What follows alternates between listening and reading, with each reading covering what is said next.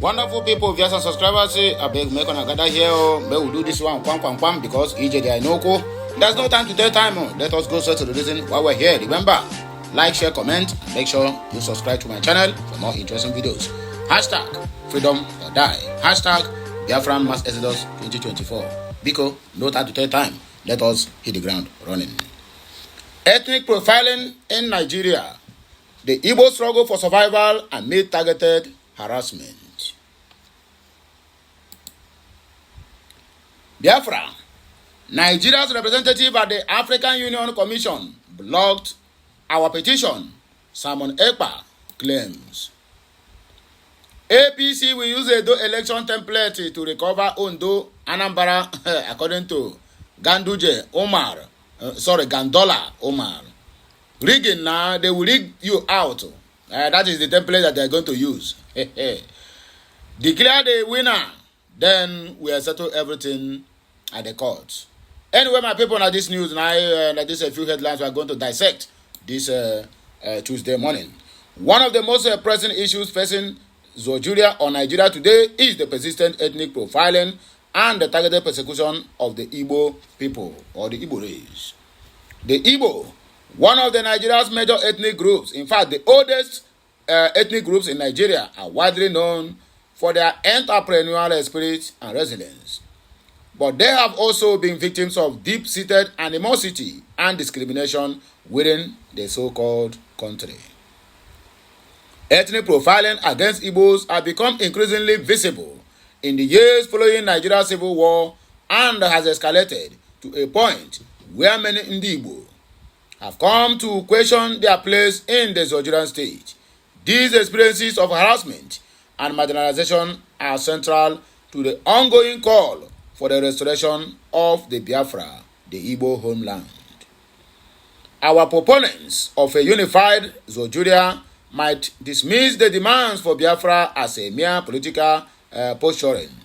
A closer look at the everyday lives of the average Igbo reveals a pattern of institutionalized ethnic profiling and systematic injustice. It is no longer a question of political disagreement or regional tensions. The Igbo struggle is now rooted in their fight for survival in a nation that seems to see them as an outsider. At first, Igbos are being seen like aliens in their own country. Igbo youths have been among the most visible targets of the ethnic profiling in several instances across the ZUU. They have been rounded up by security forces accused of being agitators or criminals based on nothing more than their ethnicity. The Nigerian government's treatment of the young Igbos, particularly those with ties to freedom-fighting movements like the indigenous people of Biafra, IPOB, has become synonymous with blanket repression and collective punishment. For example, during periods of political unrest or when there is a protest demanding the release of IPOB leader Nnamdi Kanu, Igbo youths are often arbitrarily detained and massacred. Many of them not even involved in the protest are also massacred.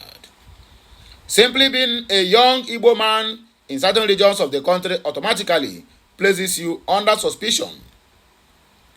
These are led to the widespread fear among the Igbo, with many parents warning their children to avoid certain public spaces or public gatherings to avoid being falsely labeled as insurgents or agitators in their own land.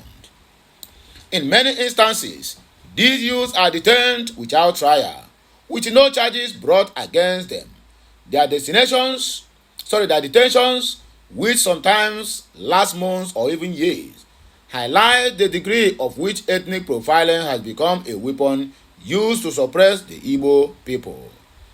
The message from the states seems to be clear. Any show of Igbo pride or solidarity will be met with suspicion and force. The economic success of the Igbo people has been both a blessing and a curse. Igbos are renowned for their entrepreneurial acumen, dominating trade, industry, and commerce in various parts of the country and world at large. However, this success has often made them targets for harassment by the government officials and regulatory bodies. From Lagos to Abuja, Igbo traders and business people are regularly subjected to excessive taxation, unnecessary delays in clearing goods, and trumped-up charges of smuggling or trading substandard products. In many cases, the harassment appears to be motivated not by genuine concerns over business practices but by ethnic prejudice. It is not uncommon to hear stories of Igbo traders being raided by customs officers or local authorities under the guise of enforcing regulations, only to discover that their goods were perfectly legal. Yet, even after proving their innocence, these traders often face lengthy legal battles or lose significant income due to the disruption of their businesses. The 2020 case of Igbo traders in Lagos who were accused of importing substandard goods is a prime example. Despite meeting all regulatory requirements, they were detained and their goods seized without cause. It was only after a public outcry and the intervention of advocacy groups that the authorities were forced to release them. But the damage had already been done. This kind of economic sabotage serves as a clear indication that the ethnic profiling extends beyond law enforcement into other sectors of the society, with devastating effects on the livelihood of innocent Biafrans. Another disturbing example of ethnic profiling comes in the form of the frequent targeting of Igbos at police and military checkpoints. While checkpoints are meant to ensure the safety and security of all Nigerians, they have become hotspots for ethnic discrimination, particularly against Igbos. Reports of harassment, unlawful searches, and demands for bribes are common, with many Igbo travelers reporting that they are singled out more often than individuals from other ethnic groups. The experience of being stopped at a checkpoint can be humiliating and frustrating for many Igbo people. It often begins with exercise questioning, followed by invasive searches of personal belongings, vehicles, and sometimes even homes. For Igbo men and women, the mere fact of traveling through regions outside their home states can turn into a traumatic ordeal. A trip meant to last for a few hours can extend to days of detention if a suspicious security officer decides to single them out. In the northern and western parts of Nigeria, Igbos are especially vulnerable to this kind of profiling. Travelers are often detained on flimsy grounds, such as possessing Biafra flags or other symbols of Igbo identity. In such instances, the assumption is that anyone who associates with the Biafra cause must be guilty of sedition or insurrection, regardless of whether they have broken any laws. The entire Igbo identity then is reduced to one of rebellion and disloyalty to the country called Zoogeria. The ethnic profiling of Ndi Igbo is not limited to social or economic spheres. It also extends to the political realm. For decades, the Igbo people have been systematically marginalized from the highest levels of power in Zoogeria, while other ethnic groups have dominated the presidency, the vice presidency, and other key government positions. Igbo people have been left out of the country's political decision-making process. This marginalization has fueled the belief that the Igbo people are unwanted in Zoogeria. In the political landscape, their loyalty is often questioned and their interests underlined. The lack of Igbo representation in national policies is not due to a lack of qualified candidates, but rather a deliberate exclusion that stems from the post-Civil War distrust of the Igbo people. During the 2019 elections, for example, several reports emerged of Igbo voters being harassed and prevented from voting in parts of Lagos. In some cases, thugs were hired to intimidate Igbo residents and discourage them from participating in the election. This form of voter suppression was rooted in the belief that Igbo voters would not support the ruling party and therefore had to be excluded from the process. Such incidents highlights how deeply entrenched ethnic bias is in the Nigerian political system. The way Igbo people are portrayed in the media further exacerbates the problem of ethnic profiling negative stereotypes of the Igbo people as rebels, agitators, or troublemakers are regularly reinforced by the Zoogeria media whenever there is a crime, riot, or unrest involving an Igbo person. Their ethnicity is often highlighted as if being Igbo inherently makes one prone to lawlessness. This contrasts sharply with how individuals from other ethnic groups are portrayed in the media, where their ethnicity is rarely mentioned unless it serves a positive narrative. For Ndi Igbo, the media's negative portrayal serves to legitimize the discriminatory treatment they receive from the state and from security at large. It reinforces the idea that Igbos are not loyal Nigerians and that their demands for equal rights or political representation are illegitimate.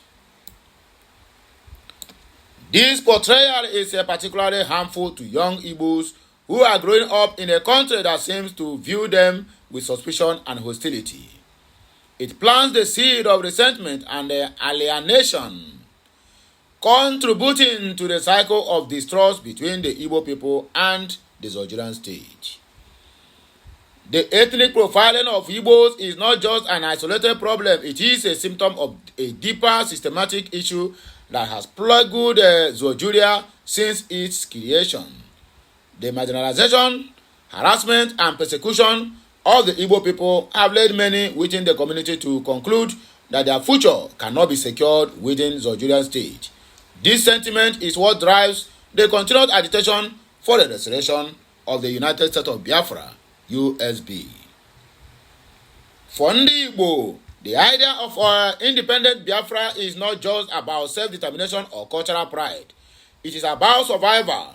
They see the current Nigerian state as one that cannot protect their interests, provide with them opportunity for political representation, or allow them to thrive without discrimination.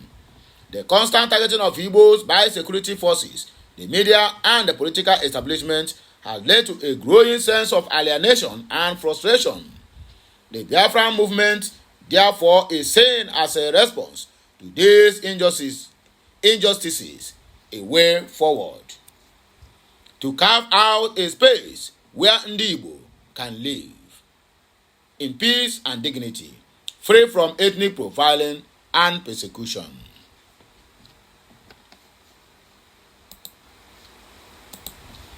While some Nigerians may view the call for Biafra as a threat to national unity, for Ndi Igbo, it represents hope. Hope for a future where they are not constantly under suspicion, where they can express their identity without fear of reprisal, and where they can build a prosperous and inclusive society. The demand for Biafra is rooted in the lived experiences of generations of Igbo people who have been treated as second-class citizens in their so-called country. Ethnic profiling against Ndi Igbo in Nigeria is not just a legal or political issue. It is a fundamental human rights violation that affects every aspect of life for the Igbo people, from arbitrary arrest to economic harassment, from political exclusion to media stereotyping. Ndi Igbo are routinely subjected to discrimination based on their ethnicity. As long as the ethnic profiling continues, the call for Biafra nation will continue to rise. This message is from the Family Writers Press International. We cannot go much further. I don't want to make it too long. Please like, share, comment, and subscribe as we are coming back again with another blockbuster. My wonderful people, I love you all. Bye for now.